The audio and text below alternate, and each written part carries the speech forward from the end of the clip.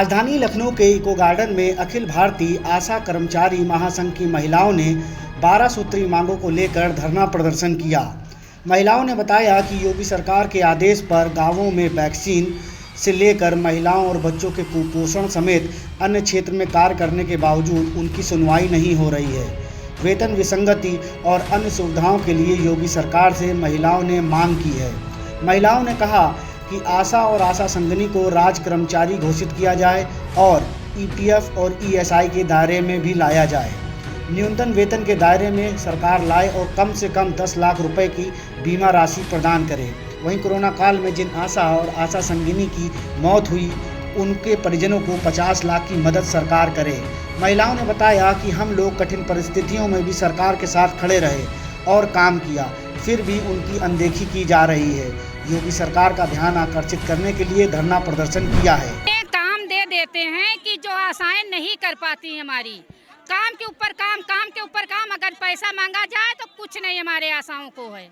मानदेय जो अगर मांगी जा रही तो वो भी नहीं मिल रहा है। कितना काम करेंगी आशाएं भाई, बच्चे हैं उनके पास, कितना 2000 रुपये में सारा काम हो जाएगा? अपनी फैमिली जिया लेंगी सारी आशाएं? ये पहले बताइए हमको। मोदी जी ये नहीं सुनते। जाइए जितना कोरोना था सारी आशाएं बहनें दिखाई पड़ी थी, लेकिन एक कर्मचारी नहीं हमारे वहाँ पे आए। जितनी हमारी आशाएं बहनाएं के क्या बच्चे नहीं थे, उनके आदमी नहीं थे, उनका घर परिवार नहीं था, लेकिन हम सारे लोग कोरोना में जाए थे। एक अधिकारी नहीं आए, हमको वहाँ पे नहीं दिखाई पड़े। अगर हम सब लोग दिक्कत में पड़ते थे तो हमारे कर्मचारी बोलते थे, हमारे अधिकारी बोलते थे, जाइए अपना अपने हिसाब से निपटा लीजिएगा। एक पुलिसकर्मी, एक कोई अधिकारी, कोई मोदी योगी कोई अधिकारी अगर हमारे पास आए, हमारा सहयोग किया हो तो हम जाने, तो अपने अधिकार के तहत सब लोग लड़ नहीं सकते हैं? बिल्कुल लड़ेंगे। बोलिए, हम सब लोग अपने अधिकार के तहत लड़ेंगे यहाँ पे। सर एक मिनट ये कहना है, अगर हम लोग अपने लड़ाई के लिए खड़े होते हैं तो हम लोगों को ये धमकी दी जाती है कि जा रही है तो जाओ और तुम्हारा जो मिल रहा है वो भी नहीं मिलेगा। बताइए ये कौन सी बात हुई? 2 साल से कोरोना में वैक्सीनेशन में ड्यूटी लगाई, कोरोना का जो कार्ड बनता है उसमें ड्यूटी लगाई, कोरोना की जांच में ड्यूटी लगाई। एक पैसा दिया? नहीं दिया, कोई पैसा नहीं दिया। उसके अलावा कहा जाता है आशाएं बड़ी नेता बन रही हैं। आशा नेता अपने हक के लिए नहीं बनेंगी, अपने लिए नहीं लड़ेंगी। कितनी सेवा करेंगी जनता की, और जनता में कहेंगे तुम्हारे अपने गांव वालों की सेवा करो। गांव वाले कहते हैं सुबह से शाम तक घर से निकलते हो, क्या तुम्हें बिना मिले निकल रही हो? कहते हैं तुम लोगों को सब कुछ मिलता है, यही कहा जाता है हम लोगों से। सर हम लोग कोरोना काल में ड्यूटी हम लोग करें, मरीज को क्वारंटाइन हम करें, और नाम आंगनबाड़ी का हो रहा है। हम सुल्तानपुर ब्लॉक कूड़े भार से बोल रहे हैं, और उसका पैसा भी हम लोग को आज तक पेमेंट नहीं हुआ। कोरोना क्वारंटाइन करें हम लोग, उसके बाद ना मास्क मिला, ना सैनिटाइजर मिलता था, ना दस्ताना मिलता था, लेकिन फिर भी हम लोग को भेजा जाता था मरीज के यहाँ कि क्वारंटाइन करके आओ बाहर से। तो बताइए हम लोग ऐसे कैसे ड्यूटी करेंगे? काम करवा लेते हैं, वेतन नहीं देते हैं। और उसके बाद संचारी रोग चल रहा है, दस्तक अभियान चल रहा है, इसमें भी पैसा नहीं बताते। काम ले लिए हैं, ड्यूटी लगा दिए हैं। और सर फैलेरिया का 1 साल बाद पैसा आता है, और पोलियो में ड्यूटी करते हैं उसका 75 रुपये मिलता है हम लोगों को।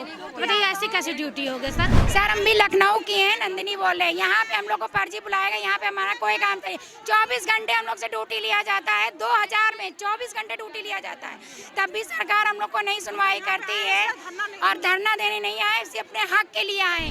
मैं भी लखनऊ की आशा हूँ।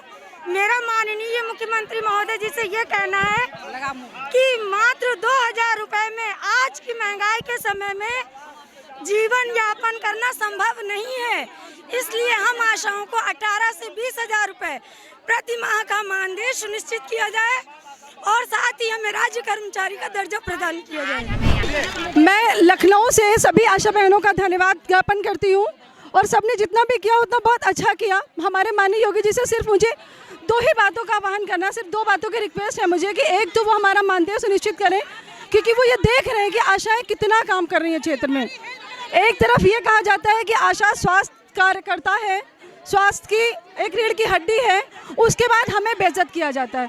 गलियों में हम घूमते हैं और जो बढ़ाया जाता है मानदेय ना, वो आंगनबाड़ियों का बढ़ाया जाता है। क्या उनको ये नहीं दिखता कि आंगनबाड़ी और आशा कार्यकर्ता में अंतर कितना है?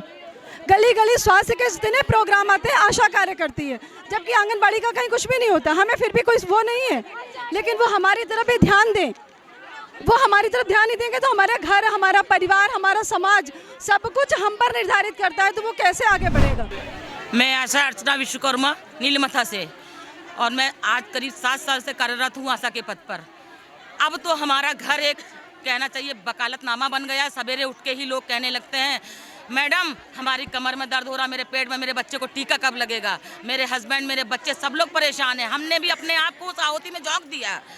कोरोना काल में हम दिन रात गलियों में घूमे, लोग मोबाइल बंद कर रहे थे, हम उनके पीछे भाग रहे थे, उनको ढूंढ रहे थे उनकी ज़िंदगी की सुरक्षा के लिए, और सिर्फ 2000 में आज हमें सरकार खरीद रही है। हमारा अगर मानदेय हमें नहीं चाहिए, और हमारी आशा बहनों की तरफ से आज मैं खुल के ये बात कह रही हूँ कि अगर माननीय योगी जी ने हमारी मांगे नहीं मानी तो हम लोग अपने काम से बहिष्कार करेंगे और दोबारा इससे बड़े धरने पे हम लोग उतारू हो जाएंगे। मुझे ज़्यादा कुछ नहीं चाहिए, हम लोग गरीब वर्ग हैं, हम लोगों को सिर्फ अपनी मेहनत को काम के बदले हमको दाम चाहिए। एक मजदूर काम करने वाला, उसको 300 से 400 रुपये दिहाड़ी का होता है, वो जाता है अड्डे पे 400 रुपये लेके आता है। हम 24 घंटे में कार्य कर रहे हैं और हमको 2000 दिया जा रहा, और जब हम अपनी बात कह रहे हैं तो हमें कुचला जा रहा। अरे हम नारी शक्ति हैं, हम पुरुष नहीं हैं। हमारी नारी शक्ति से मिलने के लिए योगी शासक आके क्यों नहीं कहता कि हाँ हमारी बहन बेटियां सही बात कह रही हैं। सही को सही जिस शासनकाल में ना कहा जाए वो सरकार हमारे लिए बिल्कुल बेकार है। वो आने वाले समय में हम ये दावा कर रहे हैं कि हम आशा बहनें 1500 की आबादी पे कार्य करते हैं। हम कल से अपना एक पैगाम बना लेंगे, आशा को छोड़ देंगे और कह देंगे कि अगर हमें नहीं जीने दोगे तो हम तुम्हें नहीं जीने देंगे। ये मेरा प्रतिज्ञा है। इतने दिन से काम कर रहे हैं, 14-15 साल हो गए हैं, लेकिन हम लोग को काम का भी पैसा नहीं मिलता है। हाँ, एक जो मजदूरी मिलती है उसका भी पैसा हम लोग को नहीं मिलता है। हम लोग उसमें न जी सकते हैं न मर सकते हैं।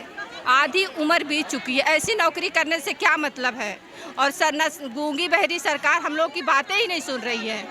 उनके अगर सरकार, अगर माननीय मुख्यमंत्री जी और के बीवी बच्चे होते तो उनको दर्द होता, ये दर्द होता कि बीवी बच्चे कैसे पाले जाते हैं, कैसे उनको रखा जाता है। आज हमारे दिल से पूछिए, हम अपने बच्चों को कैसे रखते हैं, कैसे पढ़ाएं, कैसे लिखाएं, कैसे क्या खिलाएं। इतने कम पैसे में मैं क्या खिलाऊं, ये बताइए। हम लोग क्या करें, हम लोग को रोड पे उतार दिए हैं। हम लोग अंदर रहने वाले, हम लोग महिला होके एक रोड पे आ गए। हम लोग को खाने के लिए नहीं, और गली गली टहलते हैं 24 घंटा। इतनी ठंडी पड़े या बरसात पड़े, जा के हॉस्पिटल में एक मरीज के साथ पड़े रहते। एक डिलीवरी में हम लोग 9 महीना एक डिलीवरी के पीछे अपना समय बर्बाद करते हैं। ऐसी सरकार हम लोग की बातें नहीं सुन रही है। ब्यूरो रिपोर्ट, JMD खबर।